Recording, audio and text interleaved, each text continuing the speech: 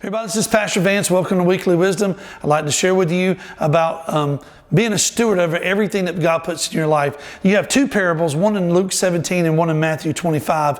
And the one in chapter 25, Matthew 25, starts out with these 10 virgins. 5 are foolish and 5 are not. And the 5 that are foolish, they don't go and actually keep the oil lamps full. They have to go buy, and it was too late. And then as you go through the parable, you find out he starts talking about the talents, the 10 talents, and how he hands out 5 and then he hands out 1, and the different guys that take those talents and do something with it. The word talent is not actually someone that can play a piano or sing, or it's a good children's ministry. A talent is actually a measure or weight of money. And these guys took that money and made something with it. So they were stewarding those things. Just like I feel like the 5 virgins were stewarding that oil. And I believe that as we steward things in life, God keeps the account of what we do in heaven.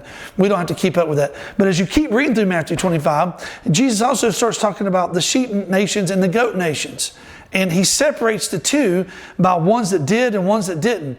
And the difference is he says, I was hungry, I was thirsty, I was naked, I was in prison, and you came and visited me. And they said, Lord, when we do that, he says, if you do it to the least of these, you've done it unto me. And then he separates these two nations, or these ethnos, or these groups of people, from those that do and those that do not. And it's pretty serious. So I believe that what the Lord's saying is that as we steward our lives, as we steward the resources, the oil, which is the presence of God Almighty, the money, the finances, and we help others, that God looks at that as being righteous and holy before His eyes. And those people that we love on and help and bless and encourage, that's what the Father keeps an account of. And so I want you to be part of the sheep nation. I want you to actually be a person who has full of oil, that you don't have to go and look for oil, that the Holy Spirit is available all the time, and that everything that God's put in your life, every resource, every finance, be a steward over it. Think about it. He's blessed you with so much. I've been to many nations and they have nothing. They have absolutely nothing. 2019 and they still have nothing.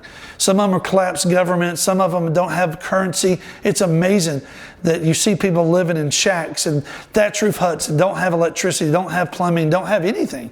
They literally are the poorest of the poor. But we can steward what God's given us to be a blessing to these people. So we can be full of the oil, and we can be full of joy, and then we can be full of the resources to go to the nations.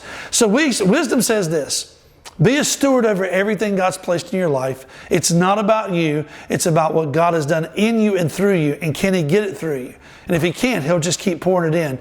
Laura and I are testimony of this. We've seen God from where we had to believe God to just put food in our own personal refrigerator probably 20 years ago, to now we're feeding at least 500 kids every week in different nations. So, we've just been stewarding what God has put in our house, and we want to stay full of joy and the oil of the Holy Spirit, and we want to stay full of His resources so we can distribute both of them out. God bless you. Thank you for taking time to listen. Hope you're encouraged by this.